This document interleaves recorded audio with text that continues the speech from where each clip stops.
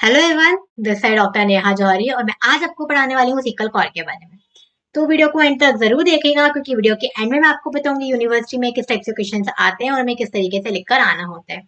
यदि अभी तक आपने मेरे चैनल को सब्सक्राइब नहीं किया है तो प्लीज पहले मेरे चैनल को सब्सक्राइब कर लीजिए और बेल आइकन को प्रेस करना बिल्कुल मत भूलिएगा। इसकी हेल्प से जो भी मेरी नई आने वाली वीडियोज है उसका नोटिफिकेशन आपको टाइम टू टाइम मिलता रहेगा।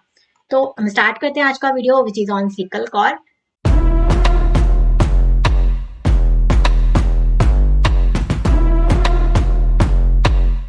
तो जो सिकल कॉर रेमेडी है ये एक नोसोड से प्रिपेयर होने वाली रेमेडी है। मतलब नोसोड से प्रिपेयर की गई है। नोसोड्स क्या होते हैं? तो जो भी डिसीज प्रोडक्ट्स होते हैं उससे जो रेमेडी प्रिपेयर होती है वो नोसोड्स होते हैं। ये सब तो हम सबको पहले से ही पता है। अगर हमने फार्मेसी पढ़ी है तो हम सारे किंगडम्स पढ़े होंगे तो उसके अंदर नोसोड भी आया होगा तो हमको पता होगा कि नोसोड क्या होता है। तो सिकल कॉर जो है वो एक प्लांट नोसोड से प्रिपेयर किया हुआ है। अब मैं आपको इसका पूरा डिटेल बताती हूँ कि कैसे ये रेमेडी प्रिपेयर की गई है। तो एक राई नाम की ग्रास आती है। वो नॉर्मल ग्रास के साथ ही ग्रो होती है स्पेशली डैम्प वेदर्स में। तो उस टाइम क्या होता है ये जो इसमें एक फंगस, ये जो राई नाम की ग्रास होती है ना इसके ऊपर एक फंगस ग्रो करने लगती है जिसका नाम है क्लेविटस पल्प्यूरी। तो ये जो फंगस है ना इसके ऊपर ग्रो करने लगती है और इसके अंदर जितना भी स्टार्च और न्यूट्रिशन वगैरह होते हैं ना वो पूरा एब्जॉर्ब कर लेती है। जैसा कि आप ये इमेज में देख सकते हैं कि ये जो ब्लैक कलर का शूट निकला हुआ है वो जो है वही हमारी फंगस है जिसको हम आर्गोड भी बोलते हैं। और इससे जो डिसीज पहले के जमाने में स्पेशली जब ये रेमेडी जब प्रूव हुई थी 1860 में रेमेडी प्रूव हुई थी उस टाइम यूरोप में ये जब धान कटती थी तो उसके साथ ये फंगस जो थी ना ये भी उस जो अनाज होती थी उसके अंदर आ जाती थी और उसकी वजह से उसके टॉक्सिक इफेक्ट्स लोगों में देखने को मिलते थे। तो उस टाइम इसको नाम दिया गया था, एक पर्टिकुलर डिसीज का नाम दिया था जिसको अर्गोटिज्म बोलते थे उस टाइमिंग पे। तो और फिर ये जो फंगस है इसी को पोटेंटाइज करके हम होम्योपैथी की रेमेडी बनाते हैं जिसको हम बोलते हैं सिकल कॉर। तो इस तरीके से ये जो रेमेडी है वो प्रिपेयर होती है। अब इसका कॉमन नेम क्या है? स्पुड्राई। ये एक नोसोड है जैसा मैंने आपको बताया कि किस तरीके से फंगस से प्रिपेयर की जाने वाली रेमेडी है। अब स्पेयर ऑफ एक्शन की बात की जाए तो इसमें spinal cellular spinal system nervous system पे बहुत अच्छा वर्क करती है। अनस्टेप्ड मसल्स मतलब जो स्मूथ मसल्स होती है, इनवॉलेंट्री मसल्स होती है जिसको हम कंट्रोल नहीं कर सकते उनके ऊपर इनका एक्शन बहुत अच्छा देखने को मिलता है। यूट्राइन मसल्स पे इसका अच्छा एक्शन देखने को मिलता है। आर्ट्रियोल्स, कैपिलरीज एंड ब्लड के ऊपर इसका एक्शन बहुत अच्छा देखने को हमें मिलता है। इसके बाद यदि हम इसके कॉन्स्टिट्यूशन की बात करें तो फिजिकल मेकअप में इसमें आ जाता है पेशेंट इज थिन। पेशेंट एकदम पतला दुबला स्क्राउनी फीएबल होगा, कैटेटिक होगा और पेल अपीयरेंस होगा। जैसे कि एक एनीमिक पर्सन होता है ना कैसा पेल दिखाई देता है, पीला पीला फेस दिखाई देता है, बिल्कुल उस तरीके की इसकी फीमेल या इसका पेशेंट हम बोल सकते हैं हमें देखने को मिलता है। इसका टेम्परामेंट की बात की जाए तो एक इरिटेबल टेम्परामेंट की रेमेडी होती है, थर्मल्स के हॉट होते हैं और हिमरेजिक डायथिसिस की होती है। अब इंपॉर्टेंट चीज ये है इस रेमेडी की कि एग्जाम के पॉइंट ऑफ व्यू से अगर मैं आपको बताऊं, यूनिवर्सिटी के एग्जाम के पॉइंट ऑफ व्यू से, तो सिकल कॉर एक फीमेल रेमेडी है। तो इसकी फीमेल बहुत ज्यादा इंपॉर्टेंट है। ज्यादातर इसमें आप जो क्वेश्चंस होंगे वो फीमेल रिलेटेड होंगे। जैसे इसकी फीमेल पूछी जाएगी या इसके मेंसेस पूछे जाएंगे, इसका लोकोरिया पूछा जा सकता है, लेबर पूछा जा सकता है। तो आपको कुल मिला के अगर इसमें कुछ पढ़ना है तो इसका जो है फीमेल ही पढ़ना है। एग्जाम का पॉइंट ऑफ व्यू से फीमेल तैयार करनी है।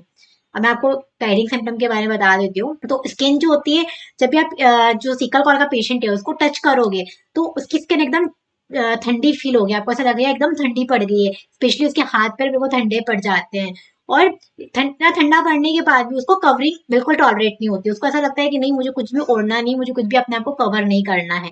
ये सेम सिम्टम हमारे कैम्फर और मेडोराइनम में भी देखने को मिलता है। हाथ पैर बिल्कुल आइसी कोल्ड हो जाते हैं। सेम कैरेक्टरिस्टिक सिम्टम जो है हमारे आइसी कोल्डनेस ऑफ एक्सट्रीमिटीज, ये हमारे लीडम पाल में भी है। तो यदि हम इसको कंपेयर करेंगे तो हम लीडम पाल से भी कर सकते हैं सिर्फ आइसी कोल्डनेस के पॉइंट से। इसके अलावा इसमें क्या होता है, इसकी जितनी रिलैक्सेशन है weakness of every part of the body, जितनी बॉडी पे जितनी पार्ट्स होते हैं ना उसमें बहुत ज्यादा वीकनेस और रिलैक्सेशन लगती है। ऐसा लगता है कि जान ही नहीं बची, वर्क ही नहीं कर रहे। स्पेशली इसका uterus, particularly the smoothness leading to a atonic activity prolonging the labour. Then burning in all part of the body, इसकी पूरी बॉडी में बर्निंग महसूस होती है। उसको सकता है जलन जलन, ऐसा लगता है कोई कोयले होते हैं ना गरम गरम वो उसके ऊपर फेंक रहा हो, इस टाइप की इसको बर्निंग महसूस होती है पूरे बॉडी में। तो burning in all part of the body as it sparks of fire और फॉलिंग ऑन दी पेशेंट। नहीं, सबसे अच्छी रेमेडी जो है वो हिमरेज के लिए, इसका हिमरेज बहुत इंपॉर्टेंट है, आपको बहुत अच्छे से पढ़ना है। तो haemorrhage continuously oozing passive type and character of blood is thin clotted watery black discharge of sanious liquid. अब जो इसका हिमरेज है वो कैसा होगा, कंटिन्यूस ओजिंग, मतलब कंटिन्यूस ब्लड जो है वो निकलता ही रहेगा। पैसिव टाइप मतलब क्रॉनिक टाइप की ब्लीडिंग होगी, इंटरनल क्रॉनिक इंटरनल ब्लीडिंग होती रहेगी। जो इसका जो ब्लीडिंग होती है ना वो एकदम थिन होती है, पतले पानी जैसी होती है, डार्क ब्लैक कलर की होगी और उसमें से बहुत स्मेल आएगी। स्पेशली ये कैरेक्टर जो है जब मेंसेस में जो डिस्चार्ज होता है ना, मेंसेस में जो ब्लीडिंग होती है उसमें हम कंपेयर करके देख सकते हैं। जब किसी फीमेल के मेंसेस आते हैं ना उस टाइम पे जो उसको ब्लीडिंग होगी उसमें नॉर्मली तो कैसे ब्लड भी होता है, क्लॉट्स भी आते हैं, बट इसमें क्या होगा, फीमेल को सिर्फ जो क्लॉट्स नहीं आएंगे, सिर्फ ब्लड ब्लड आएगा। ब्लड भी एकदम डार्क रेड कलर का होगा, ब्राउनिश कलर का होगा और कंटिन्यूसली आता रहेगा। मतलब एक पीरियड खत्म नहीं होगा उसके पहले ही दूसरा आ जाएगा, मतलब कंटिन्यूसली सेकंड पीरियड तक जो ब्लीडिंग है वो चालू रहेगी। सेम कंडीशन लोचा में भी होगी। जब लोचा की कंडीशन में जब फीमेल डिलीवर करेगा बेबी, उसके बाद बेबी डिलीवर करने के बाद जो डिस्चार्ज आता है, जो लोचा आता है वो भी डार्क रेड कलर का ही होगा। तो इस तरीके से इसमें ही देखने को मिलता है। इसके अलावा ग्रेट डिबिलिटी ए कंप्लीट वेरियस डिसऑर्डर, जब भी उसको कोई बीमारी हो जाएगी, स्पेशली हिमरेज अगर उसको हो गए, बॉयल्स हो गए या बहुत ज्यादा डायरिया हो गया, तो उसके बाद उसको बहुत ज्यादा थकान लगेगी, उसको ऐसा लगेगा उसकी बॉडी में जान ही नहीं बची है। उसको ऐसा लगेगा बस अब तो मैं मरने ही वाला हूँ। इस मतलब जब हम कैंफर देते हैं ना, कैंफर के बाद अगर हम कोई मेडिसिन वर्क नहीं करती तो हम सिकल कोर के बारे में भी सोच सकते हैं। इसके अलावा इसका जो पेशेंट होता है वो कितना ही खा ले उसकी भूख शांत नहीं होती, कितना ही पानी पी ले उसकी पानी की जो प्यास है वो नहीं बुझती है। फिर उसको क्रेविंग काय की होती है, एसिड्स मतलब खट्टी चीजों की, लेमन की, खट्टा नींबू खाने की उसको बहुत ज्यादा डिजायर्स रहती हैं। Aversion to fat and milk, fat and meat, और फैट और मिल्क उसको बिल्कुल भी पसंद नहीं आता, अवर्जन रहता है। Then extensor type of cramps, cramps आते हैं, एक्सटेंसर टाइप ऑफ क्रैम्प्स आते हैं फिंगर में during cholera. Then boils which are slowly maturing, boils मतलब जो छोटे छोटे पिंपल्स जैसे हो जाते हैं फेस पे या बॉडी पे कहीं भी, वो क्या है धीरे धीरे मैच्योर होते हैं, बड़े होते हैं। Very debilitating, having an uncountable pain, उसमें एकदम बहुत ज्यादा पेन होता है। सेंसिटिव, बहुत ज्यादा सेंसिटिवनेस होती है, उसको आप टच भी नहीं कर सकते, टच भी करोगे तो पेशेंट बहुत ज्यादा चिल्लाएगा, उसको दर्द होगा, मतलब इतना ज्यादा उसको सीवियरिटी होती है पेन बॉइल्स के आसपास। They contain some green pus like fluid, और उसके अंदर कुछ ग्रीनिश पस लाइक फ्लूड होता है, जैसे कि आप इमेज में देख सकते हैं। यहाँ पे मैंने इमेज की एक फोटो लगाया, एक बॉयल है उसके अंदर एक ग्रीनिश पस लाइक फ्लूड जो है उसमें भरा रहता है। ऐसा सेम कैरेक्टर जो है हमारे ट्यूबरकुलिना के अंदर भी हमें देखने को मिलता है। देन आफ्टर ये जो रेमेडी है राइट साइडेड रेमेडी है, तो राइट साइडेड पार्ट्स को बॉडी के राइट साइडेड पार्ट को ज्यादा अफेक्ट करेगी। देन आफ्टर नेक्स्ट इसके आ जाते हैं माइंड पे। तो माइंड कैसा होता है, there is great anguish, patient बहुत ज्यादा एंजाइटी में रहता है, विथ फियर ऑफ डेथ, उसको फियर ऑफ डेथ रहता है, उसको मरने से बहुत ज्यादा डर लगता है। लेकिन मरने की डर लगता है पेशेंट को, मरने के डर के साथ साथ पेशेंट को क्या होता है, डिजायर होती है कि वो जाके कूद जाए, पानी में जंप करने की भी डिजायर रहती है उसको। The patient has madness with inclination to bite, patient एकदम पागल जैसा हो जाता है, उसको ऐसा लगता है कि बस अब मुझे इस काटना है, इसको काटना, बाइट करने की डिजायर रहती है, मैडनेस आ जाती है उसको। Weakness of intellectual faculties is well marked, loss of consciousness और consciousness seems to continue to the last with, उसकी कॉन्शियसनेस चली जाती है एकदम, जैसा समझ में नहीं आता क्या करना है क्या नहीं करता। seems to be continue the last bit just before it seems as through the patient would improve, जब तक पेशेंट थोड़ा बहुत improve नहीं कर लेता, अपनी बीमारी से बाहर नहीं निकल जाता, तब तक ये जो चीज है उसको कंटिन्यूस बनी रहती है। देन इसका माइंड वगैरह तक इंपॉर्टेंट नहीं है, इसकी इंपॉर्टेंट जो है ना वो फीमेल ही, आपको फीमेल ज्यादा अच्छे से पढ़नी है, एग्जाम में ज्यादा पूछी जाएगी। देन एलिमेंट्स फ्रॉम, उसको दिक्कत काय कैसे होती है, sexual excess, separation of tears, lochia milk and sweat, इन सब चीजों से उसको दिक्कतें हैं। नेक्स्ट आते हैं मेंसेस, इसके फीमेल बहुत इंपॉर्टेंट है, जैसा मैं स्टार्टिंग से बोल रही हूँ।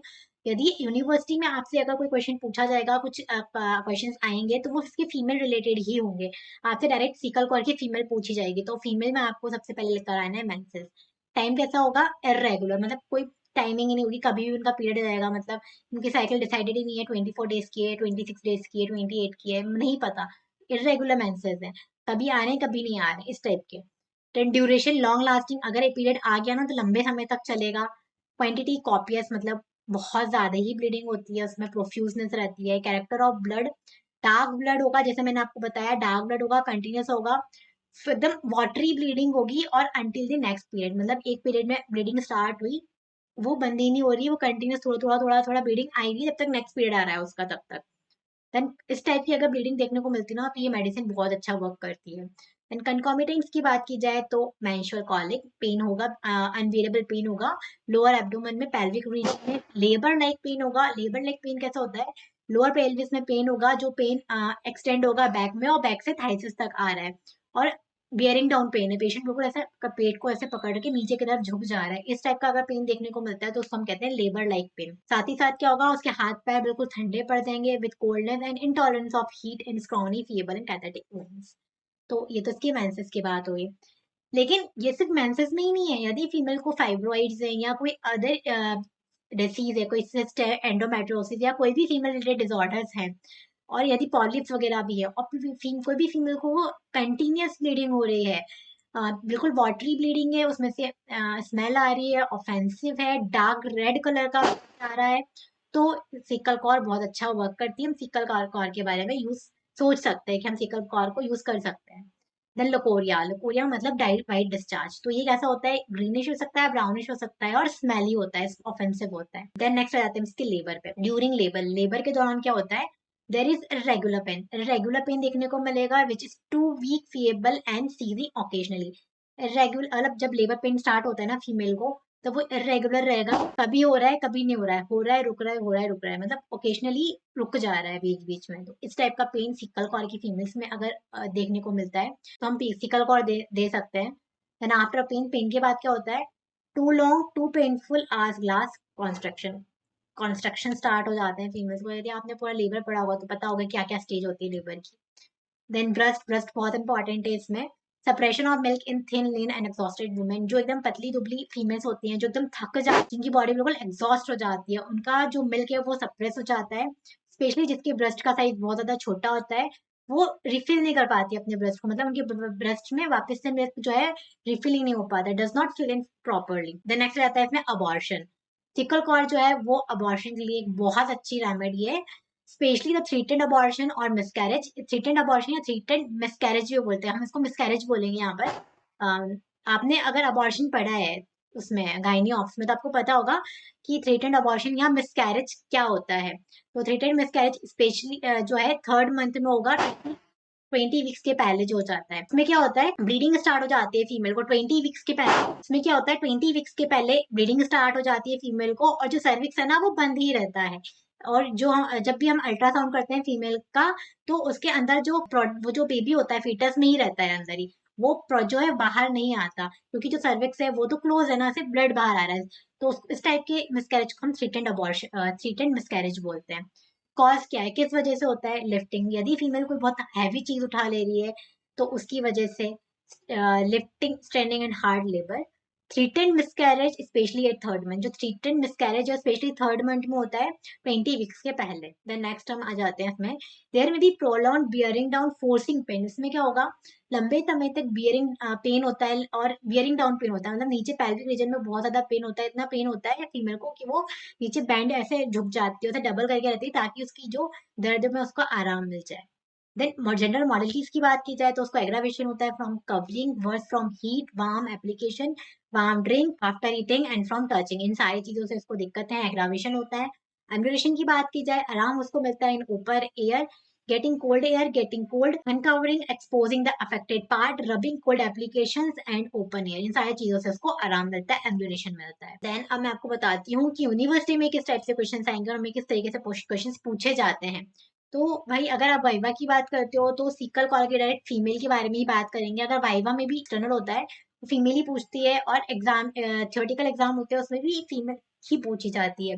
तो इसमें स्पेशली इसका हिमरेज पूछा जाएगा कि इसको किस टाइप से हिमरेज होता है, ब्लड का कलर कैसा होता है, इसका लुकोरिया कैसा होता है, लेबर कैसा होता है, थ्रीटेड अबॉर्शन या फिर थ्रीटेड मिसकैरेज क्या होता है, ये सारी चीजें इसमें वाइवा में पूछी जाती है।